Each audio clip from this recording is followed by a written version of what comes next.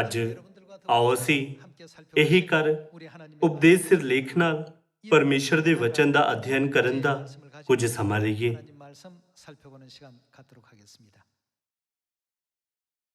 ਇੱਕ ਨੌਜਵਾਨ ਜੋ ਪਰਮੇਸ਼ਰ ਉੱਤੇ ਵਿਸ਼ਵਾਸ ਕਰਦਾ ਹੈ ਇੱਕ ਦੂਸਰੇ ਨੌਜਵਾਨ ਦੇ ਨਾਲ ਜੋ ਵਿਸ਼ਵਾਸ ਨਹੀਂ ਕਰਦਾ ਯਾਤਰਾ ਤੇ ਗਿਆ। ਵਿਸ਼ਵਾਸੀ ਨੇ ਦੂਸਰੇ ਆਦਮੀ ਤੋਂ ਪੁੱਛਿਆ, ਤੁਸੀਂ ਪਰਮੇਸ਼ਰ ਉੱਤੇ ਵਿਸ਼ਵਾਸ ਕਿਉਂ ਨਹੀਂ ਕਰਦੇ? ਤਦ ਉਸਨੇ ਉੱਤਰ ਦਿੱਤਾ, ਮੈਂ ਪਰਮੇਸ਼ਰ ਉੱਤੇ ਵਿਸ਼ਵਾਸ ਨਹੀਂ ਕਰਨਾ ਚਾਹੁੰਦਾ ਕਿਉਂਕਿ ਮੈਂ ਇਸ ਤੱਥ ਤੋਂ ਨਫ਼ਰਤ ਕਰਦਾ ਹਾਂ ਕਿ 10 ਹੁਕਮਾਂ ਵਿੱਚ ਬਹੁਤ ਵਾਰ ਤੂੰ ਇਸ ਤਰ੍ਹਾਂ ਨਾ ਕਰਨਾ ਕਿਹਾ ਗਿਆ ਹੈ। ਫਿਰ ਦੋਵਾਂ ਨੇ ਤੁਰਦੇ ਤੁਰਦੇ ਇੱਕ ਦਿਸ਼ਾ ਸੂਚਕ ਬੋਰਡ ਨੂੰ ਲਗਾਇਆ ਹੋਇਆ ਦੇਖਿਆ। ਦਿਸ਼ਾ ਸੂਚਕ ਬੋਰਡ ਇੱਕ ਸ਼ਹਿਰ ਨੂੰ ਸੱਜੇ ਪਾਸੇ, ਦੂਸਰੇ ਸ਼ਹਿਰ ਨੂੰ ਖੱਬੇ ਪਾਸੇ ਅਤੇ ਇੱਕ ਦੂਸਰੇ ਸ਼ਹਿਰ ਨੂੰ ਸਿੱਧਾ ਅੱਗੇ ਪਾਸੇ ਦਿਖਾਉਂਦਾ ਸੀ। ਇਸ ਤਰ੍ਹਾਂ ਦਿਸ਼ਾ ਸੂਚਕ ਬੋਰਡ ਹਰ ਇੱਕ ਸ਼ਹਿਰ ਦੀ ਦਿਸ਼ਾ ਬਾਰੇ ਦੱਸਦਾ ਸੀ। ਅਚਾਨਕ ਉਸ ਨੌਜਵਾਨ ਨੇ ਜੋ ਵਿਸ਼ਵਾਸੀ ਹੈ ਦਿਸ਼ਾ ਸੂਚਕ ਬੋਰਡ ਉੱਤੇ ਹਰ ਇੱਕ ਸ਼ਹਿਰ ਦੀ ਦਿਸ਼ਾਵਾਂ ਨੂੰ ਬਦਲ ਦਿੱਤਾ। ਜਦ ਵਿਸ਼ਵਾਸ ਨਾ ਕਰਨ ਵਾਲੇ ਵਿਅਕਤੀ ਨੇ ਉਸ ਨੂੰ ਦਿਸ਼ਾ ਸੂਚਕ ਬੋਰਡ ਦੇ ਨਾਲ ਗੜਬੜ ਕਰਦੇ ਦੇਖਿਆ ਤਾਂ ਉਸਨੇ ਪੁੱਛਿਆ, ਤੁਸੀਂ ਕੀ ਕਰ ਰਹੇ ਹੋ? ਜੇਕਰ ਤੁਸੀਂ ਇਸ ਤਰ੍ਹਾਂ ਕਰੋਗੇ ਤਾਂ ਲੋਕ ਆਪਣੀ ਮੰਜ਼ਿਲ ਤੱਕ ਪਹੁੰਚਣ ਲਈ ਸਹੀ ਦਿਸ਼ਾ ਨਹੀਂ ਖੋਜ ਸਕਣਗੇ। ਤੁਹਾਨੂੰ ਇਸ ਨੂੰ ਉਸ ਤਰ੍ਹਾਂ ਹੀ ਵਾਪਿਸ ਰੱਖਣ ਦੀ ਲੋੜ ਹੈ। ਤਦ ਵਿਸ਼ਵਾਸੀ ਨੌਜਵਾਨ ਨੇ ਉੱਤਰ ਦਿੱਤਾ, ਪਰਮੇਸ਼ਰ ਨੇ ਸਾਨੂੰ ਸਵਰਗ ਦਾ ਰਾਹ ਲੱਭਣ ਵਿੱਚ ਸਫਲ ਬਣਾਉਣ ਲਈ 10 ਹੁਕਮ ਅਤੇ ਬਾਈਬਲ ਦਿੱਤੀ ਹੈ। ਜਿਸ ਤਰ੍ਹਾਂ ਇਹ ਦਿਸ਼ਾ ਸੂਚਕ ਬੋਰਡ ਹਰ ਇੱਕ ਸ਼ਹਿਰ ਦੀ ਦਿਸ਼ਾ ਬਾਰੇ ਦੱਸਦਾ ਹੈ, ਉਸੇ ਤਰ੍ਹਾਂ ਪਰਮੇਸ਼ਰ ਨੇ ਸਾਨੂੰ ਸਾਡੀ ਮੰਜ਼ਿਲ ਭਾਵ ਸਵਰਗ ਦੇ ਰਾਜ ਲਈ ਸਹੀ ਦਿਸ਼ਾ ਦਿਖਾਉਣ ਦੇ ਲਈ ਬਾਈਬਲ ਦਿੱਤੀ ਹੈ। ਤੂੰ ਇਸ ਤਰ੍ਹਾਂ ਨਾ ਕਰਨਾ ਦਾ ਹੁਕਮ ਇਸ ਲਈ ਦਿੱਤਾ ਗਿਆ ਹੈ ਕਿਉਂਕਿ ਅਸੀਂ ਪਰਮੇਸ਼ਰ ਦੇ ਨਿਰਦੇਸ਼ਾਂ ਦਾ ਪਾਲਣ ਕੀਤੇ ਬਿਨਾਂ ਆਪਣੀ ਮੰਜ਼ਿਲ ਤੱਕ ਨਹੀਂ ਪਹੁੰਚ ਸਕਦੇ। ਇਹ ਸਾਡੀ ਜੀਵਨ ਸ਼ੈਲੀ ਨੂੰ ਸੀਮਿਤ ਕਰਨ ਅਤੇ ਸਾਡੀ ਆਜ਼ਾਦੀ ਨੂੰ ਖੋਹਣ ਲਈ ਨਹੀਂ ਹੈ। ਜਦ ਉਹ ਇਕੱਠੇ ਯਾਤਰਾ ਕਰ ਰਹੇ ਸਨ ਤਾਂ ਜੋ ਵਿਅਕਤੀ ਵਿਸ਼ਵਾਸ ਨਹੀਂ ਕਰਦਾ ਸੀ ਉਹ ਆਖਰਕਾਰ ਇਹ ਸਮਝ ਗਿਆ ਕਿ ਪਰਮੇਸ਼ਰ ਨੇ ਇਹੀ ਕਰੋ ਅਤੇ ਤੂੰ ਇਸ ਤਰ੍ਹਾਂ ਨਾ ਕਰਨਾ ਦੇ ਕਈ ਹੁਕਮਾਂ ਤੋਂ ਬਾਈਬਲ ਨੂੰ ਕਿਉਂ ਭਰ ਦਿੱਤਾ, ਜਿਵੇਂ ਕਿ ਤੂੰ ਭਲੇ ਅਤੇ ਬੁਰੇ ਦੇ ਗਿਆਨ ਦੇ ਰੁੱਖ ਵਿੱਚੋਂ ਨਾ ਖਾਣਾ ਅਤੇ ਤੂੰ ਚੋਰੀ ਨਾ ਕਰਨਾ।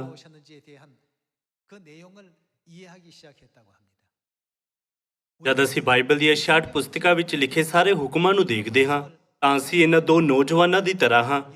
ਕੁਝ ਵਿਸ਼ਵਾਸ ਕਰਦੇ ਹਨ ਅਤੇ ਕੁਝ ਨਹੀਂ ਕਰਦੇ। ਪਰਮੇਸ਼ਰ ਆਤਮਿਕ ਦੁਨੀਆ ਅਤੇ ਸਵਰਗ ਦੇ ਰਾਹ ਦੇ ਬਾਰੇ ਵਿੱਚ ਸਭ ਤੋਂ ਚੰਗੀ ਤਰ੍ਹਾਂ ਜਾਣਦੇ ਹਨ। ਜੇਕਰ ਅਸੀਂ ਸਵਰਗ ਜਾਣਾ ਚਾਹੁੰਦੇ ਹਾਂ ਤਾਂ ਕਿ ਸਾਨੂੰ ਇਸ ਗੱਲ ਉੱਤੇ ਵਿਚਾਰ ਨਹੀਂ ਕਰਨਾ ਚਾਹੀਦਾ ਕਿ ਪਰਮੇਸ਼ਰ ਨੇ ਸਾਨੂੰ ਜੋ ਹੁਕਮ ਦਿੱਤੇ ਹਨ ਉਹਨਾਂ ਦਾ ਸਾਨੂੰ ਕੀ ਕਰਨਾ ਚਾਹੀਦਾ ਹੈ। ਸਾਨੂੰ ਉਹਨਾਂ ਦਾ ਠੀਕ ਉਸੇ ਤਰ੍ਹਾਂ ਹੀ ਪਾਲਣ ਕਰਨਾ ਚਾਹੀਦਾ ਹੈ ਜਿਵੇਂ ਉਹ ਹਨ।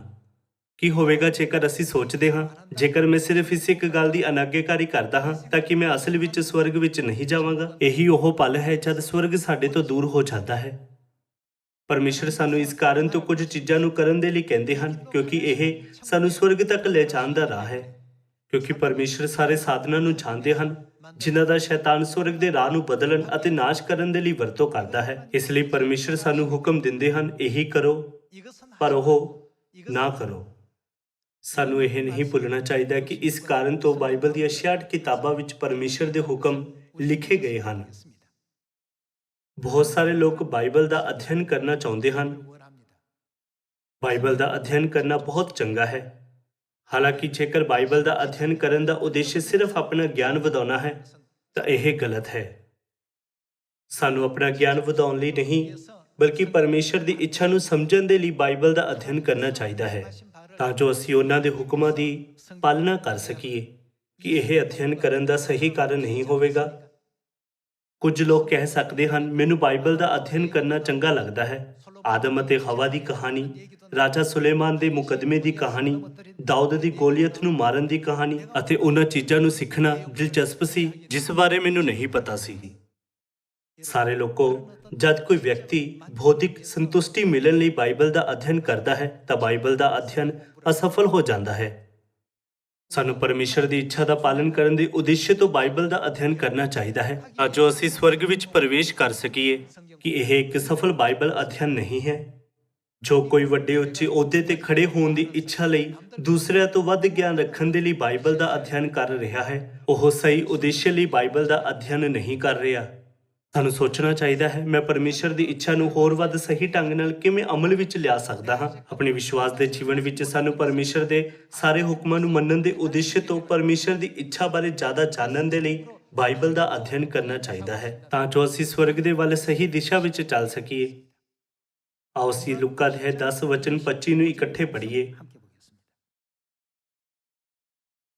ਤਾਂ ਵੇਖੋ, ਇੱਕ ਸ਼ਰ੍ਹਾ ਦੇ ਸਿਖਾਉਣ ਵਾਲੇ ਨੇ ਉਹਦੇ ਪਰਤਾਉਣ ਲਈ ਖੜੋ ਕੇ ਕਿਹਾ, ਗੁਰੂ ਜੀ, ਮੈਂ ਕੀ ਕਰਾਂ ਜੋ ਸਦੀਪਕ ਜੀਵਨ ਦਾ ਅਧਿਕਾਰੀ ਹੋਵਾਂ। ਉਸਨੇ ਉਹਨੂੰ ਆਖਿਆ, ਤੂੰ ਰੇਤ ਵਿੱਚ ਕੀ ਲਿਖਿਆ ਹੋਇਆ ਹੈ, ਤੂੰ ਕਿੱਕਰ ਪੜ੍ਹਦਾ ਹੈ। ਤਾਂ ਉਹਨੇ ਉੱਤਰ ਦਿੱਤਾ ਕਿ ਤੂੰ ਪ੍ਰਭੂ ਆਪਣੇ ਪਰਮੇਸ਼ਰ ਨੂੰ ਆਪਣੇ ਸਾਰੇ ਦਿਲ ਨਾਲ ਤੇ ਆਪਣੀ ਸਾਰੀ ਜਾਨ ਨਾਲ ਅਤੇ ਆਪਣੀ ਸਾਰੀ ਸ਼ਕਤੀ ਨਾਲ ਅਤੇ ਆਪਣੀ ਸਾਰੀ ਬੁੱਧ ਨਾਲ ਪਿਆਰ ਕਰ ਅਤੇ ਆਪਣੇ ਗੁਆਂਢੀ ਨੂੰ ਆਪਣੇ ਜਿਹਾ। ਉਸਨੇ ਉਸ ਨੂੰ ਕਿਹਾ, ਤੂੰ ਠੀਕ ਉੱਤਰ ਦਿੱਤਾ। ਫਿਰ ਯੀਸ਼ੂ ਨੇ ਕੀ ਕਿਹਾ? ਇਹੀ ਕਰ। ਬਾਈਬਲ ਦੀ 66 ਪੁਸਤਕਾਂ ਵਿੱਚ ਲਿਖੇ ਗਏ ਸਾਰੇ ਵਚਨ ਇੱਕ ਦਿਸ਼ਾ ਸੂਚਕ ਬੋਰਡ ਹੈ ਜੋ ਸਵਰਗ ਦਾ ਰਾਹ ਦਿਖਾਉਂਦਾ ਹੈ। ਸਿਰਫ ਇਸ ਲਈ ਕਿ ਅਸੀਂ ਦਿਸ਼ਾਵਾਂ ਨੂੰ ਪਸੰਦ ਨਹੀਂ ਕਰਦੇ ਤਾਂ ਅਸੀਂ ਪਾਲਣ ਕਰਨ ਦੇ ਲਈ ਬਹੁਤ ਆਲਸੀ ਮਹਿਸੂਸ ਕਰਦੇ ਹਾਂ। ਸਾਨੂੰ ਆਪਣੇ ਵਿਵੇਕ ਅਨੁਸਾਰ ਦਿਸ਼ਾਵਾਂ ਨੂੰ ਨਹੀਂ ਬਦਲਣਾ ਚਾਹੀਦਾ ਹੈ।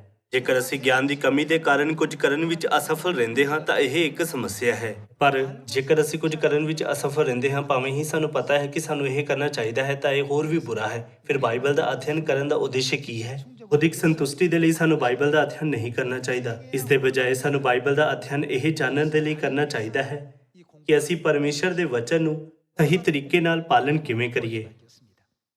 ਇਸ ਲਈ ਯੀਸ਼ੂ ਨੇ ਇਹ ਕਿਹਾ, ਤੂੰ ਠੀਕ ਉੱਤਰ ਦਿੱਤਾ, ਤੂੰ ਪਹਿਲਾਂ ਤੋਂ ਹੀ ਜਵਾਬ ਜਾਣਦਾ ਹੈ। ਤਦ ਕਿਉਂਕਿ ਤੂੰ ਉੱਤਰ ਜਾਣਦਾ ਹੈ, ਤੂੰ ਇਹੀ ਕਰ ਤਾਂ ਤੂੰ ਜਿਉਂਦਾ ਰਹੇਗਾ। ਇਸ ਕਾਰਨ ਤੋਂ ਅੱਜ ਦਾ ਉਪਦੇਸ਼ ਸਿਰਲੇਖ ਇਹੀ ਕਰ ਹੈ। ਅਸੀਂ ਉਤਪਤ ਤੋਂ ਪ੍ਰਕਾਸ਼ ਦੀ ਪੋਥੀ ਤੱਕ ਬਾਈਬਲ ਦੀ 66 ਪੁਸਤਕਾਂ ਵਿੱਚ ਲਿਖੇ ਗਏ ਸਾਰੇ ਵਚਨਾਂ ਦੀ ਲਗਾਤਾਰ ਜਾਂਚ ਕਰਦੇ ਹਨ। ਜੋ ਕੁਝ ਵੀ ਪਰਮੇਸ਼ਰ ਸਾਨੂੰ ਸਿਖਾਉਂਦੇ ਹਨ ਉਹ ਮਹੱਤਵਪੂਰਨ ਹੈ, ਇਸ ਲਈ ਸਾਨੂੰ ਉਸ ਦਾ ਪਾਲਣ ਕਰਨਾ ਚਾਹੀਦਾ ਹੈ। ਭਲੇ ਹੀ ਪਰਮੇਸ਼ਰ ਦੀ ਸਿੱਖਿਆ ਇੱਕ ਛੋਟਾ ਮਾਮਲਾ ਛਾਪਦਾ ਹੈ, ਫਿਰ ਵੀ ਸਾਨੂੰ ਉਸ ਦਾ ਪਾਲਣ ਕਰਨਾ ਚਾਹੀਦਾ ਹੈ। ਭਾਵੇਂ ਹੀ ਸਾਨੂੰ ਉਤਪਤ ਤੋਂ ਪ੍ਰਕਾਸ਼ ਦੀ ਪੋਥੀ ਤੱਕ ਬਾਈਬਲ ਦੀਆਂ ਸਾਰੀਆਂ 66 ਪੁਸਤਕਾਂ ਯਾਦ ਹਨ ਅਤੇ ਪਰਮੇਸ਼ਰ ਦੇ ਅਰਥ ਨੂੰ ਸਮਝਦੇ ਹਾਂ, ਪਰ ਜੇਕਰ ਅਸੀਂ ਵਚਨਾਂ ਦਾ ਪਾਲਣ ਨਹੀਂ ਕਰਾਂਗੇ ਤਾਂ ਸਾਡਾ ਬਾਈਬਲ ਅਧਿਐਨ ਕਰਨਾ ਵਿਅਰਥ ਹੋਵੇਗਾ।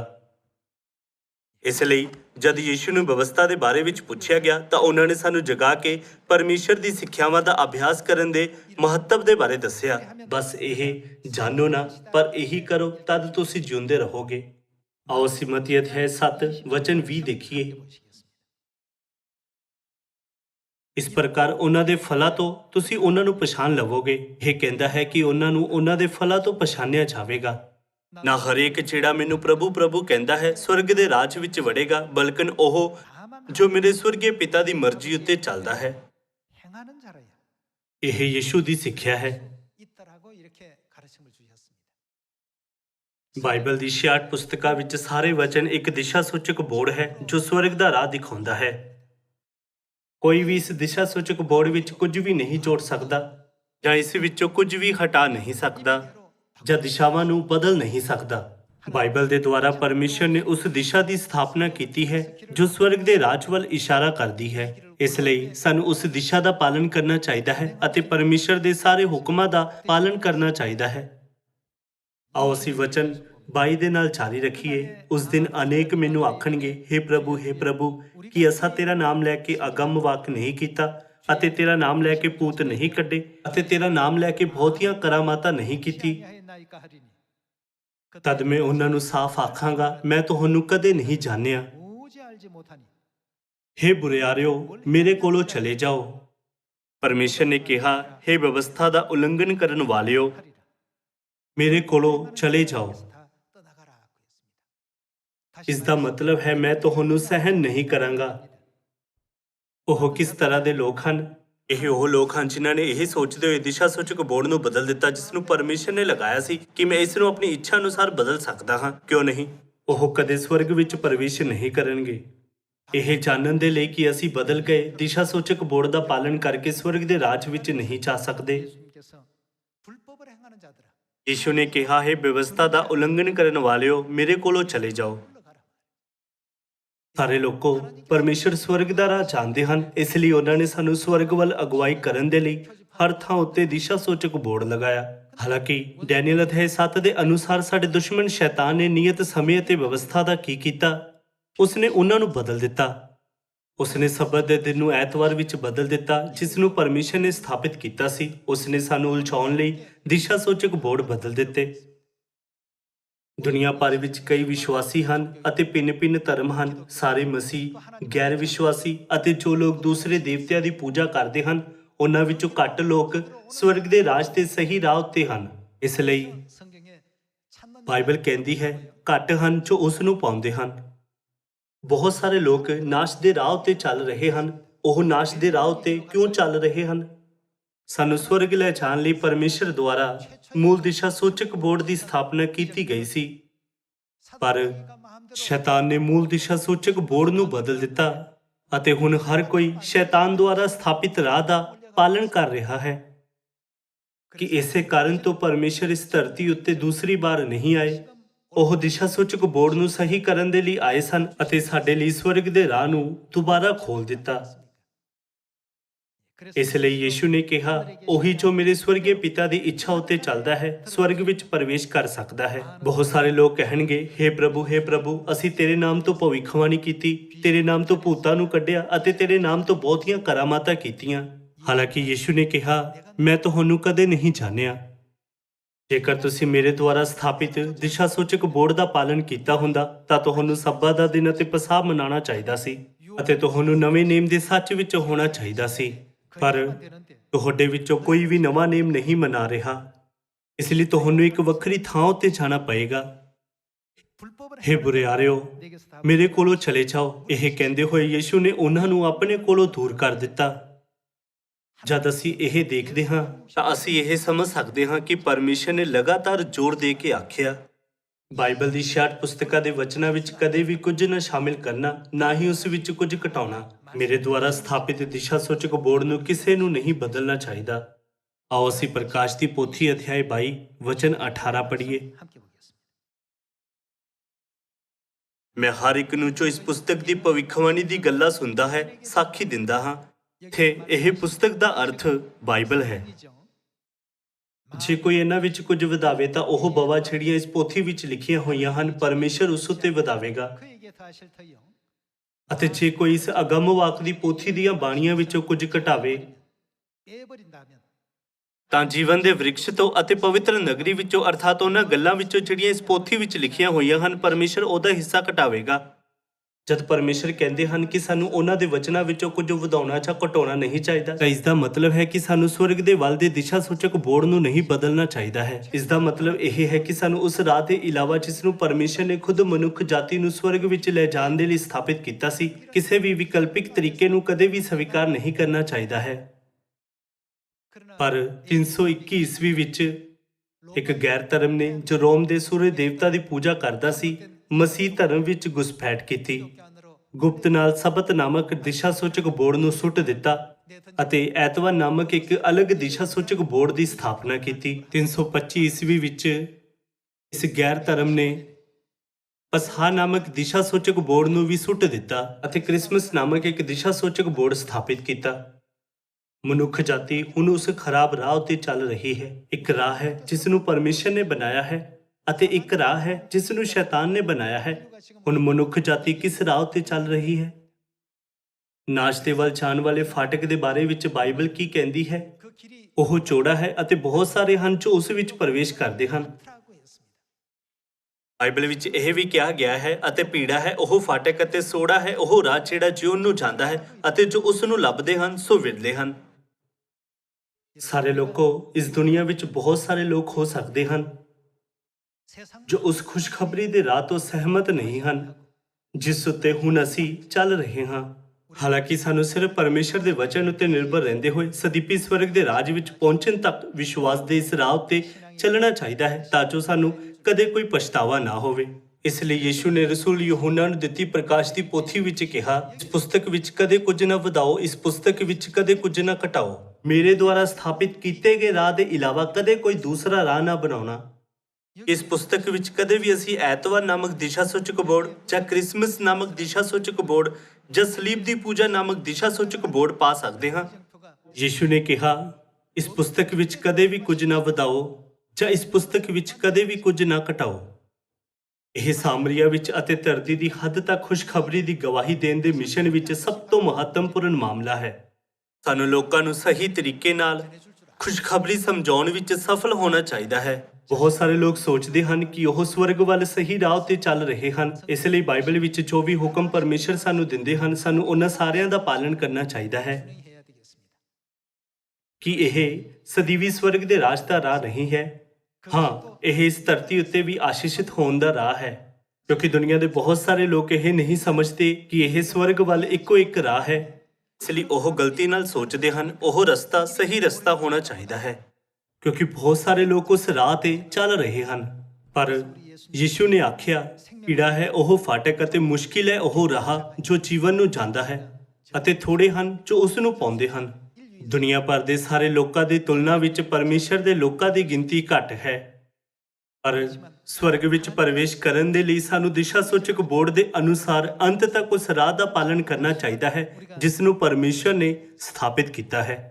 ਸਾਨੂੰ ਦਿਸ਼ਾ ਸੂਚਕ ਬੋਰਡ ਨੂੰ ਆਪਣੀ ਇੱਛਾ ਅਨੁਸਾਰ ਕਦੇ ਵੀ ਬਦਲਣਾ ਨਹੀਂ ਚਾਹੀਦਾ। ਇਹ ਇਸ ਲਈ ਹੈ ਕਿਉਂਕਿ ਇਹ ਪਰਮੇਸ਼ਰ ਅਤੇ ਸਾਡੇ ਮਨੁੱਖਾਂ ਦੇ ਵਿਚਕਾਰ ਇੱਕ ਵਾਅਦਾ ਹੈ ਜੋ ਸਾਨੂੰ ਸਵਰਗ ਤੱਕ ਪਹੁੰਚਾਉਣ ਦੀ ਆਗਿਆ ਦਿੰਦਾ ਹੈ। ਸਮਝਣ ਵਿੱਚ ਮਦਦ ਕਰਨ ਦੇ ਲਈ ਮੈਂ ਤੁਹਾਨੂੰ ਇੱਕ ਉਦਾਹਰਣ ਦੇਣਾ ਚਾਹੁੰਦਾ ਹਾਂ। ਤੁਹਾਡੇ ਵਿੱਚ ਕਈ ਲੋਕ ਅੱਜ ਸਬਤ ਦੇ ਦਿਨ ਆਰਾਧਨਾ ਕਰਨ ਲਈ ਇੱਥੇ ਕਾਰ ਚਲਾ ਕੇ ਆਏ। ਇੱਥੇ ਕਾਰ ਚਲਾ ਕੇ ਆਉਂਦੇ ਸਮੇਂ ਤੁਸੀਂ ਰਾਹ ਵਿੱਚ ਟ੍ਰੈਫਿਕ ਸਿਗਨਲ ਦੇਖਿਆ ਹੈ ਨਾ? ਇੱਕ ਟ੍ਰੈਫਿਕ ਸਿਗਨਲ ਵਿੱਚ 3 ਰੰਗਾਂ ਦੀ ਲਾਈਟ ਹੁੰਦੀ ਹੈ। ਜਿਵੇਂ ਕਿ ਤੁਸੀਂ ਜਾਣਦੇ ਹੋ, ਲਾਲ, ਹਰੇ ਅਤੇ ਪੀਲੇ ਰੰਗ ਹੁੰਦੇ ਹਨ। ਲਾਲ ਰੰਗ ਦਾ ਮਤਲਬ ਕੀ ਹੈ? ਇਸ ਦਾ ਮਤਲਬ ਹੈ ਰੁਕੋ, ਨਾ ਜਾਓ। ਜੇਕਰ ਕੋਈ ਲਾਲ ਰੰਗ ਦੇਖਦਾ ਹੈ ਪਰ ਸੋਚਦਾ ਹੈ ਮੈਂ ਹੁਣ ਵੀ ਜਾਵਾਂਗਾ ਕਿਉਂਕਿ ਮੈਂ ਇਹੀ ਕਰਨਾ ਚਾਹੁੰਦਾ ਹਾਂ ਅਤੇ ਡਰਾਈਵਿੰਗ ਜਾਰੀ ਰੱਖਦਾ ਹੈ, ਤਾਂ ਇੱਕ ਵੱਡਾ ਹਾਦਸਾ ਹੋਵੇਗਾ, ਹੈ ਨਾ? ਦਰਦ ਉੱਥੇ ਉਡੀਕ ਕਰ ਰਿਹਾ ਹੈ, ਮੌਤ ਉੱਥੇ ਉਡੀਕ ਕਰ ਰਹੀ ਹੈ। ਕਈਆਂ ਦੇ ਹੱਥ ਜਾਂ ਪੈਰ ਟੁੱਟ ਸਕਦੇ ਹਨ ਅਤੇ ਕਈ ਮਰ ਵੀ ਸਕਦੇ ਹਨ। ਕਈ ਅਣਚਾਹੇ ਹਾਲਾਤ ਹੋ ਸਕਦੇ ਹਨ। ਬਾਈਬਲ ਇੱਕ ਦਿਸ਼ਾ ਸੂਚਕ ਬੋਰਡ ਹੈ ਜਿਸ ਨੂੰ ਪਰਮੇਸ਼ਰ ਨੇ ਸਾਡੇ ਸਵਰਗ ਜਾਣ ਦੇ ਲਈ ਬਣਾਇਆ ਹੈ। ਸਾਨੂੰ ਪਰਮੇਸ਼ਰ ਦੇ ਦਿਸ਼ਾ ਸੂਚਕ ਬੋਰਡ ਉੱਤੇ ਦਿੱਤੀ ਗਈ ਦਿਸ਼ਾਵਾਂ ਨੂੰ ਨਜ਼ਰਅੰਦਾਜ਼ ਨਹੀਂ ਕਰਨਾ ਚਾਹੀਦਾ। ਇਸ ਕਾਰਨ ਤੋਂ ਪਰਮੇਸ਼ਰ ਨੇ ਪ੍ਰਕਾਸ਼ ਦੀ ਪੋਥੀ ਅਧਿਆਇ 22 ਦਾ 18 ਤੋਂ 19 ਵਿੱਚ ਰਸੂਲ ਯਹੂਨਾ ਨੂੰ ਆਪਣੇ ਅੰਤਿਮ ਵਚਨ ਨਹੀਂ ਦਿੱਤੇ ਸੀ, ਨਾ ਤਾਂ ਕੁਝ ਵਧਾਓ ਅਤੇ ਨਾ ਕੁਝ ਘਟਾਓ। ਪਰਮੇਸ਼ਰ ਨੇ ਸਾਨੂੰ ਇਹ ਕਹਿੰਦੇ ਹੋਏ ਆਪਣੇ ਲੋਕਾਂ ਦੇ ਰੂਪ ਵਿੱਚ ਸਵੀਕਾਰ ਕਰਨ ਦਾ ਵਾਅਦਾ ਕੀਤਾ, ਸਬਤ ਦੇ ਦਿਨ ਨੂੰ ਪਵਿੱਤਰ ਮੰਨੋ ਅਤੇ ਆਸ਼ੀਸ਼ ਪ੍ਰਾਪਤ ਕਰੋ। ਪਰ ਕੀ ਹੋਵੇਗਾ ਜੇਕਰ ਅਸੀਂ ਪਰਮੇਸ਼ਰ ਦੇ ਹੁਕਮਾਂ ਨੂੰ ਨਜ਼ਰਅੰਦਾਜ਼ ਕਰੀਏ? ਇੱਕ ਵੱਡਾ ਹਾਦਸਾ ਹੋਵੇਗਾ। ਦਰਦ ਸਾਡੀ ਉਡੀਕ ਕਰ ਰਿਹਾ ਹੋਵੇਗਾ, ਮੌਤ ਸਾਡੀ ਉਡੀਕ ਕਰ ਰਹੀ ਹੋਵੇਗੀ, ਨਾਸ਼ ਵੀ ਸਾਡੀ ਉਡੀਕ ਕਰ ਰਿਹਾ ਹੋਵੇਗਾ। ਆਓ ਅਸੀਂ ਹਿਜਕੀਏਲ ਅਧਿਆਇ 20 ਵਿੱਚ ਜਾ ਕੇ ਪੁਸ਼ਟੀ ਕਰੀਏ ਕਿ ਪਰਮੇਸ਼ਰ ਨੇ ਸਾਡੇ ਨਾਲ ਇਹ ਵਾਅਦਾ ਕੀਤਾ ਹੈ। ਆਓ ਅਸੀਂ ਅਧਿਆਇ 20 ਵਚਨ 10 ਪੜ੍ਹੀਏ। ਸੋ ਮੈਂ ਉਹਨਾਂ ਨੂੰ ਮਿਸਰ ਦੇ ਦੇਸ਼ ਵਿੱਚੋਂ ਕੱਢ ਕੇ ਉਜਾੜ ਵਿੱਚ ਲਿਆਇਆ ਅਤੇ ਮੈਂ ਆਪਣੀਆਂ ਵਿਧੀਆਂ ਉਹਨਾਂ ਨੂੰ ਦਿੱਤੀਆਂ ਅਤੇ ਆਪਣੇ ਹੁਕਮਾਂ ਤੋਂ ਉਹਨਾਂ ਨੂੰ ਜਾਣੂ ਕੀਤਾ ਕਿ ਆਦਮੀ ਉਹਨਾਂ ਤੇ ਅਮਲ ਕਰਕੇ ਉਹਨਾਂ ਵਿੱਚ ਜਿਉਂਦਾ ਰਹੇ। ਨਾਲੇ ਮੈਂ ਆਪਣੇ ਸਬਤ ਵੀ ਉਹਨਾਂ ਨੂੰ ਦਿੱਤੇ ਤਾਂ ਜੋ ਉਹ ਮੇਰੇ ਅਤੇ ਉਹਨਾਂ ਦੇ ਵਿਚਾਲੇ ਕੀ ਹੋਣ? ਨਿਸ਼ਾਨ ਹੋਣ,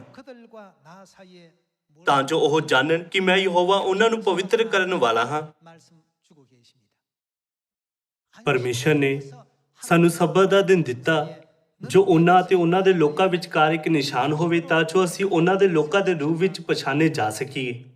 ਹਾਲਾਂਕਿ ਲੋਕਾਂ ਨੇ ਆਪਣੀ ਇੱਛਾ ਦੇ ਅਨੁਸਾਰ ਇਸ ਦਿਸ਼ਾ ਸੂਚਕ ਬੋਰਡ ਨੂੰ ਬਦਲ ਦਿੱਤਾ, ਇਸ ਕਾਰਨ ਤੋਂ ਕਿ ਯੀਸ਼ੂ ਇਹ ਕਹਿੰਦੇ ਹੋਏ ਉਹਨਾਂ ਨੂੰ ਦੂਰ ਨਹੀਂ ਕਰਨਗੇ, ਮੈਂ ਤੁਹਾਨੂੰ ਕਦੇ ਨਹੀਂ ਜਾਣਿਆ, ਹੇ ਬੁਰਿਆਰੋ ਮੇਰੇ ਕੋਲੋਂ ਚਲੇ ਜਾਓ। ਆਓ ਅਸੀਂ ਵਚਨ 13 ਦੇ ਨਾਲ ਜਾਰੀ ਰਹੀਏ। ਪਰ ਇਜ਼ਰਾਈਲ ਦਾ ਘਰਾਨਾ ਉਜਾੜ ਵਿੱਚ ਮੈਥੋਂ ਆਕੀ ਹੋ ਗਿਆ, ਉਹ ਮੇਰੀ ਵਿਧੀਆਂ ਉੱਤੇ ਨਾ ਤੁਰੇ ਅਤੇ ਮੇਰੇ ਹੁਕਮਾਂ ਨੂੰ ਰੱਦਿਆ।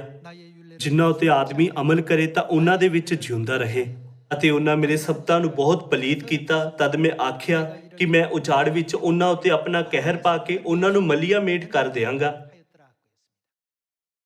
ਪਰਮੇਸ਼ਰ ਨੇ ਸਾਨੂੰ ਸੱਬਤ ਦਾ ਦਿਨ ਦਿੱਤਾ ਤਾਂ ਜੋ ਸਾਡੀ ਆਤਮਾਵਾਂ ਜਿਉਂਦੀ ਰਹਿ ਸਕਣ। ਉਹਨਾਂ ਨੇ ਸਾਨੂੰ ਸੱਬਤ ਦਾ ਦਿਨ ਇੱਕ ਨਿਸ਼ਾਨ ਦੇ ਰੂਪ ਵਿੱਚ ਦਿੱਤਾ ਅਤੇ ਇਸ ਦੀ ਪੁਸ਼ਟੀ ਕਰਨ ਦਿੱਤੀ ਕਿ ਅਸੀਂ ਪਰਮੇਸ਼ਰ ਦੇ ਲੋਕ ਹਾਂ ਅਤੇ ਉਹ ਸਾਡੇ ਪਰਮੇਸ਼ਰ ਹਨ। ਹਾਲਾਂਕਿ ਲੋਕਾਂ ਨੇ ਆਪਣੀ ਇੱਛਾ ਦੇ ਅਨੁਸਾਰ ਸੱਬਤ ਦੇ ਦਿਨ ਨੂੰ ਬਦਲ ਦਿੱਤਾ ਤੇ ਬਹੁਤ ਸਾਰੇ ਲੋਕ ਉਸ ਬਦਲੇ ਹੋਏ ਰਾਹ ਦਾ ਪਾਲਨ ਕਰ ਰਹੇ ਹਨ। ਫਿਰ ਕੀ ਉਹ ਸਵਰਗ ਜਾ ਸਕਣਗੇ? ਨਹੀਂ। ਮਤੀ ਅਧਿਆਇ 12 ਵਿੱਚ ਯਿਸੂ ਨੇ ਆਖਿਆ, ਕਿਉਂ ਜੋ ਮਨੁੱਖ ਦਾ ਪੁੱਤਰ ਸੱਬਤ ਦੇ ਦਿਨ ਦਾ ਮਾਲਕ ਹੈ। ਲੂਕਾ ਅਧਿਆਇ 4 ਵਿੱਚ ਅਸੀਂ ਦੇਖ ਸਕਦੇ ਹਾਂ ਕਿ ਯਿਸੂ ਨੇ ਸੱਬਤ ਦੇ ਦਿਨ ਨੂੰ ਆਪਣੇ ਦਸਤੂਰ ਅਨੁਸਾਰ ਮਨਾਇਆ। ਉਹਨਾਂ ਨੇ ਉਪਦੇਸ਼ ਦਿੱਤਾ ਅਤੇ ਸਮਾਜ ਵਿੱਚ ਇਕੱਠੇ ਕਈ ਲੋਕਾਂ ਨੂੰ ਸਮਝਾਇਆ।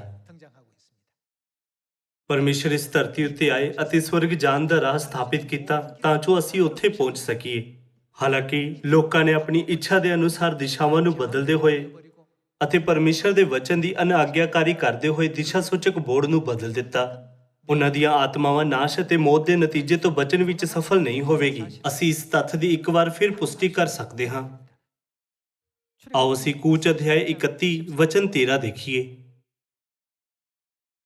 ਤੂੰ ਇਜ਼ਰਾਈਲੀਆਂ ਨੂੰ ਬੋਲ, ਭਾਈ ਮੇਰੇ ਸਬਤਾਂ ਦੀ ਜ਼ਰੂਰ ਮਨੋਦ ਕਰਿਓ, ਕਿਉਂ ਜੋ ਉਹ ਮੇਰੇ ਵਿੱਚ ਅਤੇ ਤੁਹਾਡੇ ਵਿੱਚ ਤੁਹਾਡੀਆਂ ਪੀੜ੍ਹੀਆਂ ਤੇ ਇੱਕ ਨਿਸ਼ਾਨ ਹੈ। ਭਾਈ ਤੁਸੀਂ ਜਾਣੋ ਕਿ ਮੈਂ ਯਹੋਵਾ ਤੁਹਾਡਾ ਪਵਿੱਤਰ ਕਰਨ ਵਾਲਾ ਹਾਂ। ਇੱਥੇ ਕੂਚ ਅਧਿਆਇ 31 ਵਚਨ 13 ਵਿੱਚ ਕਿਸ ਨੇ ਕਿਹਾ, ਤੁਸੀਂ ਮੇਰੇ ਸਬਤ ਦੇ ਦਿਨ ਨੂੰ ਮੰਨਣਾ? ਉਹ ਪਰਮੇਸ਼ਰ ਹੈ ਜਿਨ੍ਹਾਂ ਨੇ ਸਬਤ ਨਾਮਕ ਦਿਸ਼ਾ ਸੂਚਕ ਬੋਰਡ ਬਣਾਇਆ ਜੋ ਸਵਰਗ ਵੱਲ ਅਗਵਾਈ ਕਰਦਾ ਹੈ। ਉਤਪਤੀ ਅਧਿਆਇ 2 ਦੇ ਅਨੁਸਾਰ ਸਬਤ ਦਾ ਦਿਨ ਕਿਹੜਾ ਦਿਨ ਹੈ? ਇਹ ਕਹਿੰਦਾ ਹੈ ਕਿ ਉਹ 7ਵਾਂ ਦਿਨ ਹੈ। ਇਸ ਦਿਨ ਨੂੰ ਬਦਲਿਆ ਨਹੀਂ ਜਾ ਸਕਦਾ।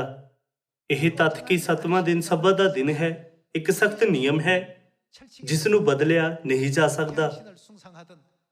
ਪਰ ਸੂਰਜ ਦੇਵਤਾ ਦੀ ਪੂਜਾ ਕਰਨ ਵਾਲੇ ਗੈਰ ਧਰਮ ਨੂੰ ਮਸੀਹ ਧਰਮ ਵਿੱਚ ਲਿਆਇਆ ਗਿਆ ਅਤੇ ਸਵਰਗ ਦੇ ਦਿਸ਼ਾ ਸੂਚਕ ਬੋਰਡ ਨੂੰ ਬਦਲ ਦਿੱਤਾ ਗਿਆ। ਜੇਕਰ ਤੁਸੀਂ ਸਿਓਲ ਵਿੱਚ ਹੋ ਅਤੇ ਬੁਸਾਨ ਜਾਣਾ ਚਾਹੁੰਦੇ ਹੋ ਤਾਂ ਤੁਹਾਨੂੰ ਦਿਸ਼ਾ ਸੂਚਕ ਬੋਰਡ ਦਾ ਪਾਲਨ ਕਰਨਾ ਹੋਵੇਗਾ ਜੋ ਤੁਹਾਨੂੰ ਬੁਸਾਨ ਤੱਕ ਲੈ ਜਾਵੇਗਾ। ਜੇਕਰ ਤੁਸੀਂ ਦਿਸ਼ਾ ਦਾ ਪਾਲਨ ਨਹੀਂ ਕਰਦੇ ਪਰ ਦੂਸਰੀ ਦਿਸ਼ਾ ਲੈਂਦੇ ਹੋ ਤਾਂ ਤੁਸੀਂ ਇੱਕ ਵੱਖਰੇ ਸ਼ਹਿਰ ਵਿੱਚ ਪਹੁੰਚ ਜਾਵੋਗੇ। ਕਿ ਇਸ ਕਾਰਨ ਤੋਂ ਪਰਮੇਸ਼ਰ ਨੇ ਇਸ ਧਰਤੀ ਉੱਤੇ ਨਵੇਂ ਨਿਯਮ ਨੂੰ ਸਥਾਪਿਤ ਕਰਕੇ ਸਾਨੂੰ ਆਪਣੇ ਰਾਹ ਉੱਤੇ ਅਗਵਾਈ ਕਰਨ ਦੇ ਲਈ ਆਪਣੀ ਪਵਿੱਤਰ ਸਿੱਖਿਆ ਨਹੀਂ ਦਿੱਤੀ। ਇਹ ਮੰਨੋ, ਇਹੀ ਕਰੋ, ਤੂੰ ਅਜਿਹਾ ਨਾ ਕਰਨਾ, ਇਹ ਨਾ ਕਰਨਾ।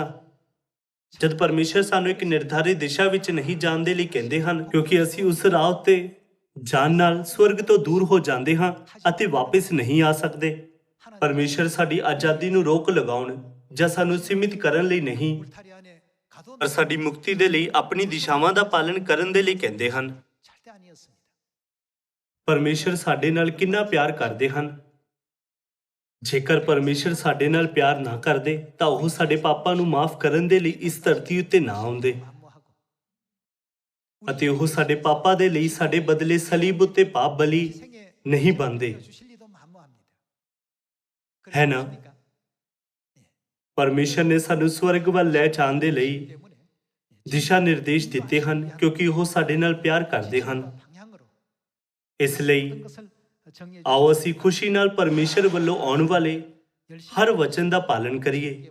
ਇਸ ਤਰ੍ਹਾਂ ਆਓ ਅਸੀਂ ਸਦੀਵੀ ਸਵਰਗ ਦੇ ਰਾਜ ਵਿੱਚ ਪਹੁੰਚੀਏ। ਆਓ ਅਸੀਂ ਯਾਕੂਬ ਅਧਿਆਇ 2 ਵਿੱਚ ਇੱਕ ਹੋਰ ਵਚਨ ਦੇਖੀਏ। ਆਓ ਅਸੀਂ ਅਧਿਆਇ 2 ਵਚਨ 14 ਪੜ੍ਹੀਏ। ਹੇ ਮੇਰੇ ਭਰਾਵੋ, ਜੇ ਕੋਈ ਆਖੇ ਭਾਈ ਮੈਨੂੰ ਨੇਚਾ ਹੈ ਪਰ ਉਹ ਅਮਲ ਨਾ ਕਰਦਾ ਹੋਵੇ ਤਾਂ ਕੀ ਲਾਭ ਹੋਇਆ? ਦੂਸਰੇ ਸ਼ਬਦਾਂ ਵਿੱਚ ਇਸ ਦਾ ਮਤਲਬ ਹੈ ਕਿ ਸਾਡਾ ਵਿਸ਼ਵਾਸ ਫਜ਼ੂਲ ਹੈ। ਇਹ ਕਹਿਣ ਦੇ ਬਜਾਏ ਕਿ ਮੇਰੇ ਕੋਲ ਚੰਗਾ ਵਿਸ਼ਵਾਸ ਹੈ, ਮੇਰਾ ਵਿਸ਼ਵਾਸ ਮਹਾਨ ਹੈ, ਤਾਂ ਕੁਝ ਵੀ ਕਹਿਣ ਦੇ ਬਿਨਾਂ ਅਮਲ ਕਰਨਾ ਵਧੀਆ ਹੈ। ਆਓ ਅਸੀਂ ਇੱਕ ਵਾਰ ਫਿਰ ਇਸ ਨੂੰ ਪੜ੍ਹੀਏ। ਹੇ ਮੇਰੇ ਭਰਾਵੋ, ਜੇ ਕੋਈ ਆਖੇ ਭਾਈ ਮੈਨੂੰ ਨੇਚਾ ਹੈ ਪਰ ਉਹ ਅਮਲ ਨਾ ਕਰਦਾ ਹੋਵੇ ਤਾਂ ਕੀ ਲਾਭ ਹੋਇਆ? ਭਲਾ ਇਹ ਨੇਚਾ ਉਹਨੂੰ ਬਚਾ ਸਕਦੀ ਹੈ? ਜੇ ਕੋਈ ਭਾਈ ਜਾਂ ਭੈਣ ਨੰਗਾ ਅਤੇ ਰਜਵੀ ਰੋਟੀ ਤੋਂ ਥੁੜਿਆ ਹੋਵੇ ਅਤੇ ਤੁਸਾਂ ਵਿੱਚੋਂ ਕੋਈ ਉਹਨਾਂ ਨੂੰ ਆਖੇ ਭਾਈ ਸੁੱਖ ਸਾਂਦ ਨਾਲ ਜਾਓ, ਨਿੱਘੇ ਅਤੇ ਰੱਜੇ ਪੁੱਜੇ ਰਹੋ, ਪਰ ਜਿਹੜੀਆਂ ਵਸਤਾਂ ਸਰੀਰ ਲਈ ਲੋੜੀਂਦੀਆਂ ਹਨ ਉਹ ਤੁਸਾਂ ਉਹਨਾਂ ਨੂੰ ਨਾ ਦਿੱਤੀਆਂ ਤਾਂ ਕੀ ਲਾਭ ਹੋਇਆ? ਇਸੇ ਪ੍ਰਕਾਰ ਨੇਚਾ ਜੋ ਅਮਲ ਸਹਿਤ ਨਾ ਹੋਵੇ ਤਾਂ ਆਪਣੇ ਆਪ ਤੋਂ ਮੋਈ ਹੋਈ ਹੈ। ਇਹ ਕਹਿੰਦਾ ਹੈ ਕਿ ਅਮਲ ਬਿਨਾਂ ਵਿਸ਼ਵਾਸ ਮਰਿਆ ਹੋਇਆ ਵਿਸ਼ਵਾਸ ਹੈ। ਜਦ ਪਰਮੇਸ਼ਰ ਸਾਨੂੰ ਕਹਿੰਦੇ ਹਨ ਇਹੀ ਕਰੋ ਜਾਂ ਇਹ ਨਾ ਕਰੋ ਤਾਂ ਸਾਨੂੰ ਕੀ ਕਰਨਾ ਚਾਹੀਦਾ ਹੈ? ਜੋ ਕੁਝ ਵੀ ਪਰਮੇਸ਼ਰ ਹੁਕਮ ਦਿੰਦੇ ਹਨ ਸਾਨੂੰ ਉਸ ਨੂੰ ਆਪਣੀ ਪੂਰੀ ਸ਼ਕਤੀ ਨਾਲ ਕਰਨਾ ਚਾਹੀਦਾ ਹੈ ਅਤੇ ਜੋ ਕੁਝ ਵੀ ਪਰਮੇਸ਼ਰ ਮਨਾ ਕਰਦੇ ਹਨ ਸਾਨੂੰ ਉਹ ਕਦੇ ਨਹੀਂ ਕਰਨਾ ਚਾਹੀਦਾ। ਭਲੇ ਹੀ ਜੇਕਰ ਇੱਕ ਵੱਖਰਾ ਰਾਹ ਹੈ ਜਿਸ ਨੂੰ ਅਸੀਂ ਲੈਣਾ ਚਾਹੁੰਦੇ ਹਾਂ, ਪਰ ਇਹ ਸਿਰਫ ਇੱਕ ਅਸਥਾਈ ਲਾਲਚ ਹੈ। ਜਦ ਜਾਨਵਰਾਂ ਦੀ ਦੁਨੀਆ ਨੂੰ ਦੇਖਦੇ ਹਾਂ ਤਾਂ ਮਾਰੂਥਲ ਵਿੱਚ ਸੱਪ ਅਕਸਰ ਪੰਛੀਆਂ ਦਾ ਸ਼ਿਕਾਰ ਕਰਦੇ ਹਨ, ਕਿਉਂਕਿ ਪੰਛੀਆਂ ਨੂੰ ਖਾਣ ਦੇ ਲਈ ਸ਼ਿਕਾਰ ਕਰਨਾ ਮੁਸ਼ਕਿਲ ਹੁੰਦਾ ਹੈ। ਇਸ ਲਈ ਉਹਨਾਂ ਨੂੰ ਪੰਛੀਆਂ ਨੂੰ ਲੁਭਾਉਣ ਦੇ ਲਈ ਆਪਣੇ ਸਰੀਰ ਨੂੰ ਕੀੜੇ ਜਾਂ ਛੋਟੇ ਜੀਵ ਦੀ ਤਰ੍ਹਾਂ ਦਿਖਾਉਣ ਦੇ ਲਈ ਛਾਇਆ ਕਰਨੀ ਪੈਂਦੀ ਹੈ। ਜਦ ਕੋਈ ਪੰਛੀ ਉੱਡਦੇ ਹੋਏ ਸੱਪ ਨੂੰ ਦੇਖਦਾ ਹੈ ਤਾਂ ਪੰਛੀ ਸੋਚਦਾ ਹੈ ਇਹ ਇੱਕ ਛੋਟਾ ਲਾਰਵਾ ਹੈ। ਅਸਲ ਵਿੱਚ ਜੋ ਹਿਲਦੀ ਹੈ ਉਹ ਲਾਰਵਾ ਨਹੀਂ ਪਰ ਸੱਪ ਦੀ ਪੂਛ ਹੈ। ਆਪਣੀ ਪੂਛ ਨੂੰ ਛੱਡ ਕੇ ਸੱਪ ਆਪਣੇ ਪੂਰੇ ਸਰੀਰ ਨੂੰ ਆਲੇ ਦੁਆਲੇ ਦੇ ਵਾਤਾਵਰਣ ਦੀ ਤਰ੍ਹਾਂ ਦਿਖਾਉਣ ਦੇ ਲਈ ਛਾਇਆ ਕਰਦਾ ਹੈ। ਤਦ ਪੰਛੀ ਸੱਪ ਨੂੰ ਨਹੀਂ ਦੇਖ ਸਕਦੇ ਅਤੇ ਗਲਤੀ ਨਾਲ ਸੋਚਦੇ ਹਨ ਕਿ ਪੂਛ ਇੱਕ ਲਾਰਵਾ ਜਾਂ ਕੀੜਾ ਹੈ ਅਤੇ ਉਸ ਉੱਤੇ ਹਮਲਾ ਕਰਦਾ ਹੈ। ਪਕਸ਼ੀ ਇਹ ਸੋਚਦੇ ਹੋਏ ਉਸ ਦਿਸ਼ਾ ਵਿੱਚ ਉੱਡਦਾ ਹੈ, ਉੱਥੇ ਭੋਜਨ ਹੈ। ਪਰ ਪੰਛੀ ਦੇ ਨੇੜੇ ਆਉਣ ਤੇ ਸੱਪ ਆਪਣਾ ਮੂੰਹ ਵਿਆਪਕ ਰੂਪ ਤੋਂ ਖੋਲਦਾ ਹੈ ਅਤੇ ਉਸ ਨੂੰ ਨਿਗਲ ਜਾਂਦਾ ਹੈ। ਇਸ ਤਰ੍ਹਾਂ ਕਿਹਾ ਜਾਂਦਾ ਹੈ ਕਿ ਇਹ ਇੱਕ ਤਕਨੀਕ ਹੈ ਜੋ ਸੱਪ ਮਾਰੂਥਲ ਵਿੱਚ ਜਾਂ ਉਜਾੜ ਵਿੱਚ ਜਿਉਂਦਾ ਰਹਿਣ ਲਈ ਕਰਦਾ ਹੈ। ਇਹ ਲਾਲਚ ਹੈ। ਫਿਰ ਕਿਸੇ ਉਹਦੀਆਂ ਸੰਤਾਨਾਂ ਦੇ ਕੋਲ ਆਤਮਿਕ ਲਾਲਚ ਦੇਖਣ ਦੀ ਯੋਗਤਾ ਹੈ। ਪਰਮੇਸ਼ਰ ਜਾਣਦੇ ਹਨ ਕਿ ਸਾਡੇ ਕੋਲ ਇਹ ਨਹੀਂ ਹੈ, ਤਾਂ ਪਰਮੇਸ਼ਰ ਨੇ ਸਾਨੂੰ ਕੀ ਕਿਹਾ? ਪਰਮੇਸ਼ਰ ਨੇ ਕਿਹਾ ਉਹ ਨਾ ਕਰੋ। ਜੇਕਰ ਅਸੀਂ ਪਰਮੇਸ਼ਰ ਉੱਤੇ ਭਰੋਸਾ ਕਰਦੇ ਹਾਂ ਤਾਂ ਅਸੀਂ ਸੋਚਾਂਗੇ ਉੱਥੇ ਇੱਕ ਲਾਲਚ ਹੋਵੇਗਾ ਜੋ ਸਾਡੀ ਆਤਮਾ ਨੂੰ ਨਿਗਲ ਜਾਵੇਗਾ। ਪੰਛੀ ਦੀ ਅੱਖ ਵਿੱਚ ਜੋ ਕੀੜਾ ਦਿਖ ਰਿਹਾ ਸੀ ਉਹ ਸੱਪ ਦੀ ਪੂਛ ਨਿਕਲੀ। ਪਕਸ਼ੀ ਨੂੰ ਪਤਾ ਨਹੀਂ ਸੀ ਕਿ ਮੌਤ ਉਸਦੇ ਠੀਕ ਸਾਹਮਣੇ ਹੈ। ਜਦ ਪੰਛੀ ਨੇ ਹਵਾ ਵਿੱਚ ਆਲੇ ਦੁਆਲੇ ਉੱਡਦੇ ਹੋਏ ਉਸ ਨੂੰ ਦੇਖਿਆ ਤਾਂ ਉਹ ਯਕੀਨਨ ਹੀ ਸਵਾਦੀ ਭੋਜਨ ਲੱਗਿਆ। ਤਦ ਪੰਛੀ ਉਸ ਦਿਸ਼ਾ ਵਿੱਚ ਉੱਡਿਆ। ਜਦ ਉਹ ਆਪਣੀ ਚੁੰਝ ਤੋਂ ਪੂਛ ਨੂੰ ਛੂਹਣ ਵਾਲਾ ਸੀ ਤਾਂ ਸੱਪ ਦਾ ਸਿਰ ਬਾਹਰ ਆ ਗਿਆ ਅਤੇ ਉਸਨੇ ਪੰਛੀ ਨੂੰ ਤੇਜ਼ੀ ਨਾਲ ਫੜ ਲਿਆ। ਪਰਮੇਸ਼ਰ ਉਹਨਾਂ ਸਾਰਿਆਂ ਪਰਤਾਵਿਆਂ ਦਾ ਜਿਨ੍ਹਾਂ ਦਾ ਅਸੀਂ ਸਾਹਮਣਾ ਕਰਦੇ ਹਾਂ ਤੇ ਜੋ ਨਤੀਜਾ ਹੁੰਦਾ ਹੈ ਜਾਣਦੇ ਹਨ। ਇਸ ਕਾਰਨ ਪਰਮੇਸ਼ਰ ਨੇ ਸਾਨੂੰ ਕਿਹਾ ਇਹੀ ਕਰੋ ਜਾਂ ਇਸ ਤਰ੍ਹਾਂ ਨਾ ਕਰੋ ਦੀ ਆਪਣੀ ਆਗਿਆ ਦਿੱਤੀ, ਕਿਉਂਕਿ ਪਰਮੇਸ਼ਰ ਸਿਓਨ ਵਿੱਚ ਆਪਣੀਆਂ ਸਾਰੀਆਂ ਸੰਤਾਨਾਂ ਨੂੰ ਪਿਆਰ ਕਰਦੇ ਹਨ ਅਤੇ ਸਾਡੇ ਸੁਭਾਅ ਨੂੰ ਕਿਸੇ ਹੋਰ ਤੋਂ ਜ਼ਿਆਦਾ ਜਾਣਦੇ ਹਨ। ਤਾਂ ਪਰਮੇਸ਼ਰ ਬਾਈਬਲ ਦੀ 66 ਪੁਸਤਕਾਂ ਦੇ ਦੁਆਰਾ ਕਹਿੰਦੇ ਹਨ ਤੁਹਾਨੂੰ ਇਹ ਕਰਨਾ ਚਾਹੀਦਾ ਹੈ ਜਾਂ ਇਹ ਨਾ ਕਰੋ, ਕਿਉਂਕਿ ਪਰਮੇਸ਼ਰ ਨੂੰ ਚਿੰਤਾ ਹੈ ਕਿ ਅਸੀਂ ਲਾਲਚ ਵਿੱਚ ਪੈ ਜਾਵਾਂਗੇ ਅਤੇ ਸਵਰਗ ਦਾ ਰਾਹ ਗਵਾ ਦੇਵਾਂਗੇ। ਸਾਨੂੰ ਕਦੇ ਵੀ ਪਰਮੇਸ਼ਰ ਦੇ ਵਚਨ ਨੂੰ ਗਿਆਨ ਦੇ ਰੂਪ ਵਿੱਚ ਨਹੀਂ ਮੰਨਣਾ ਚਾਹੀਦਾ ਹੈ। ਇਸ ਦੇ ਬਜਾਏ ਸਾਨੂੰ ਪਰਮੇਸ਼ਰ ਦੇ ਵਚਨ ਨੂੰ ਅਮਲ ਵਿੱਚ ਲਿਆਉਣਾ ਚਾਹੀਦਾ ਹੈ ਕਿ ਪਰਮੇਸ਼ਰ ਨੇ ਨਹੀਂ ਕਿਹਾ ਬਿਨਾਂ ਕੰਮਾਂ ਦੇ ਵਿਸ਼ਵਾਸ ਮਰਿਆ ਹੋਇਆ ਹੈ। ਆਓ ਅਸੀਂ ਵਚਨ 18 ਦੇ ਨਾਲ ਜਾਰੀ ਰਹੀਏ। ਹਰ ਕੋਈ ਆਖੇਗਾ ਭਾਈ ਮੇਰੇ ਕੋਲ ਨੇਚਾ ਹੈ ਅਤੇ ਮੇਰੇ ਕੋਲ ਅਮਲ ਹਨ। ਤੂੰ ਆਪਣੀ ਨੇਚਾ ਅਮਲਾਂ ਬਿਨਾਂ ਮੈਨੂੰ ਵਿਖਾ ਅਤੇ ਮੈਂ ਆਪਣੇ ਅਮਲਾਂ ਨਾਲ ਤੈਨੂੰ ਆਪਣੀ ਨੇਚਾ ਵਿਖਾਵਾਂਗਾ। ਤੂੰ ਨੇਚਾ ਰੱਖਦਾ ਹੈ ਜੋ ਪਰਮੇਸ਼ਰ ਇੱਕੋ ਹੈ, ਇਹ ਤੂੰ ਅੱਛਾ ਕਰਦਾ ਹੈ। ਪੂਤ ਇਹੋ ਨੇਚਾ ਕਰਦੇ ਹਨ ਅਤੇ ਕੰਮਦੇ ਹਨ। ਪਰ ਹੇ ਨਿਕੰਮਿਆ ਮਨੁੱਖਾ, ਕੀ ਤੂੰ ਇਹ ਜਾਣਨਾ ਚਾਹੁੰਦਾ ਹੈ ਭਾਈ ਅਮਲਾਂ ਬਾਝੋਂ ਨੇਚਾ ਆਕਰਤ ਹੈ। ਅਮਲ ਦੇ ਬਿਨਾਂ ਵਿਸ਼ਵਾਸ ਹੋਣਾ ਵਿਸ਼ਵਾਸ ਨਾ ਹੋਣ ਤੋਂ ਕੁਝ ਅਲੱਗ ਨਹੀਂ ਹੈ। ਵਚਨ 21 ਕਿ ਸਾਡਾ ਪਿਤਾ ਅਬਰਾਹਮ ਅਮਲਾਂ ਨਾਲ ਧਰਮੀ ਨਹੀਂ ਠਹਿਰਾਇਆ ਗਿਆ ਜਦੋਂ ਉਹਨੇ ਆਪਣੇ ਪੁੱਤਰ ਇਸਹਾਕ ਨੂੰ ਜਗਵੇਦੀ ਉੱਤੇ ਚੜਾ ਦਿੱਤਾ। ਤੂੰ ਵੇਖਦਾ ਹੈ ਭਾਈ ਨੇਚਾ ਉਹਦੇ ਅਮਲਾਂ ਨਾਲ ਗੁਣਕਾਰ ਹੋਈ ਅਤੇ ਅਮਲਾਂ ਤੋਂ ਨੇਚਾ ਸੰਪੂਰਨ ਹੋਈ ਅਤੇ ਧਰਮ ਪੁਸਤਕ ਦਾ ਇਹ ਵਾਕ ਪੂਰਾ ਹੋਇਆ। ਭਾਈ ਅਬਰਾਹਮ ਨੇ ਪਰਮੇਸ਼ਰ ਦੀ ਪ੍ਰਤੀਤ ਕੀਤੀ ਅਤੇ ਇਹ ਉਸਦੇ ਲਈ ਧਰਮ ਗਿਣੀ ਗਈ ਅਤੇ ਉਹ ਪਰਮੇਸ਼ਰ ਦਾ ਮਿੱਤਰ ਸਦਾਇਆ। ਤੁਸੀਂ ਵੇਖਦੇ ਹੋ ਭਾਈ ਮਨੁੱਖ ਨਿਰੀ ਨੇਚਾ ਨਾਲ ਹੀ ਨਹੀਂ ਸਗੋਂ ਅਮਲਾਂ ਨਾਲ ਧਰਮੀ ਠਹਿਰਾਇਆ ਜਾਂਦਾ ਹੈ। ਅੱਜ ਦੁਨੀਆ ਦੇ ਚਰਚ ਕਹਿੰਦੇ ਹਨ ਸਾਨੂੰ ਸਿਰਫ ਸਲੀਬ ਉੱਤੇ ਲਹੂ ਦੇ ਦੁਆਰਾ ਦਿੱਤੀ ਗਈ ਪਰਮੇਸ਼ਰ ਦੀ ਕਿਰਪਾ ਉੱਤੇ ਵਿਸ਼ਵਾਸ ਕਰਨ ਦੀ ਲੋੜ ਹੈ। ਸਾਨੂੰ ਸਬਤ ਦਾ ਦਿਨ ਜਾਂ ਪਸਾਹ ਮਨਾਉਣ ਦੀ ਲੋੜ ਨਹੀਂ ਹੈ, ਕਿਉਂਕਿ ਅਸੀਂ ਵਿਸ਼ਵਾਸ ਕਰਦੇ ਹਾਂ ਇਸ ਲਈ ਅਸੀਂ ਸਬਤ ਮਨਾਉਂਦੇ ਹਾਂ ਅਤੇ ਕਿਉਂਕਿ ਅਸੀਂ ਵਿਸ਼ਵਾਸ ਕਰਦੇ ਹਾਂ ਇਸ ਲਈ ਅਸੀਂ ਪਸਾਹ ਮਨਾਉਂਦੇ ਹਾਂ, ਹੈ ਨਾ? ਇਸ ਲਈ ਵਚਨ 24 ਵਿੱਚ ਇਹ ਲਿਖਿਆ ਹੈ ਤੁਸੀਂ ਵੇਖਦੇ ਹੋ ਭਾਈ ਮਨੁੱਖ ਨਿਰੀ ਨੇਚਾ ਨਾਲ ਹੀ ਨਹੀਂ ਸਗੋਂ ਅਮਲਾਂ ਨਾਲ ਧਰਮੀ ਠਹਿਰਾਇਆ ਜਾਂਦਾ ਹੈ। ਵਚਨ 25 ਇਸੇ ਪ੍ਰਕਾਰ ਰਹਾਬ ਵੇਸਵਾ ਵੀ ਅਮਲਾ ਹੀ ਨਾਲ ਧਰਮੀ ਨਾ ਠਹਿਰਾਈ ਗਈ ਜਦੋਂ ਉਹਨੇ ਹਰਕਾਰਿਆਂ ਨੂੰ ਉਤਾਰਿਆ ਤੇ ਉਹਨਾਂ ਨੂੰ ਦੂਹੇ ਰਾਹ ਥਾਈਂ ਤੋੜ ਦਿੱਤਾ। ਜੇਕਰ ਆਤਮਾ ਬਾਝੋਂ ਸਰੀਰ ਮੁਰਦਾ ਹੈ, ਫਿਕਰ ਹੀ ਅਮਲਾ ਬਾਝੋਂ ਨੇਚਾ ਮੁਰਦਾ ਹੈ। ਸਾਰੇ ਲੋਕੋ ਸਾਨੂੰ ਸਿਰਫ ਪਰਮੇਸ਼ਰ ਦੇ ਹੁਕਮਾਂ ਅਤੇ ਰਾਹ ਦਾ ਪਾਲਣ ਕਰਦੇ ਹੋਏ ਇੱਕ ਜਿਉਂਦਾ ਵਿਸ਼ਵਾਸ ਰੱਖਣਾ ਚਾਹੀਦਾ ਹੈ। ਹੁਣ ਦੇ ਸਮੇਂ ਵਿੱਚ ਇਸ ਦੁਨੀਆ ਵਿੱਚ ਦਿਸ਼ਾ ਸੂਚਕ ਬੋਰਡ ਜੋ ਸਵਰਗ ਦੇ ਰਾਜ ਵੱਲ ਅਗਵਾਈ ਕਰਦਾ ਹੈ, ਸ਼ੈਤਾਨ ਦੁਆਰਾ ਬਦਲ ਦਿੱਤਾ ਗਿਆ ਹੈ। ਸਾਨੂੰ ਇਸ ਦੁਨੀਆ ਦੇ ਲੋਕਾਂ ਦੀ ਸਹੀ ਰਾਹ ਉੱਤੇ ਅਗਵਾਈ ਕਰਨੀ ਚਾਹੀਦੀ ਹੈ। ਉਹਨਾਂ ਦੀ ਸਹੀ ਰਾਹ ਉੱਤੇ ਅਗਵਾਈ ਕਰਨਾ ਹੀ ਪ੍ਰਚਾਰ ਕਰਨਾ ਹੈ। ਆਓ ਅਸੀਂ ਦੁਨੀਆ ਭਰ ਦੇ ਸਾਰੇ ਲੋਕਾਂ ਨੂੰ ਪਰਮੇਸ਼ਰ ਦੀ ਸਹੀ ਸਿੱਖਿਆ ਪ੍ਰਦਾਨ ਕਰੀਏ। ਇਸ ਤਰ੍ਹਾਂ ਕਰਕੇ ਆਓ ਅਸੀਂ ਬਹੁਤ ਸਾਰੀਆਂ ਆਤਮਾਵਾਂ ਦੀ ਅਗਵਾਈ ਮੁਕਤੀ ਦੇ ਰਾਹ ਉੱਤੇ, ਸਦੀਪਕ ਜੀਵਨ ਦੇ ਰਾਹ ਉੱਤੇ ਕਰੀਏ। ਕਿਉਂਕਿ ਸਾਡੀ ਮੰਜ਼ਿਲ ਸਦੀਵੀ ਸਵਰਗ ਦਾ ਰਾਜ ਹੈ, ਤਾਂ ਆਓ ਅਸੀਂ ਸਵਰਗ ਦੇ ਵੱਲ ਚੱਲੀਏ। ਕਿਰਪਾ ਇਸ ਧਰਤੀ ਉੱਤੇ ਹਜ਼ਾਰਾਂ ਕਰੋੜਾਂ ਜਾਲਾਂ ਵਿੱਚ ਨਾ ਫਸੋ, ਪਰ ਸਾਡੇ ਵਿਸ਼ਵਾਸ ਦੇ ਜੀਵਨ ਦੇ ਬਾਕੀ ਸਮੇਂ ਦੇ ਸਿਰਫ ਪਰਮੇਸ਼ਰ ਦੇ ਰਾਹ ਦਾ ਪਾਲਣ ਕਰੋ। ਇਸ ਦੇ ਦੁਆਰਾ ਮੈਂ ਅੱਜ ਦੇ ਉਪਦੇਸ਼ ਨੂੰ ਖਤਮ ਕਰਨਾ ਚਾਹੁੰਦਾ ਹਾਂ। ਤੁਹਾਡਾ ਬਹੁਤ ਬਹੁਤ ਧੰਨਵਾਦ।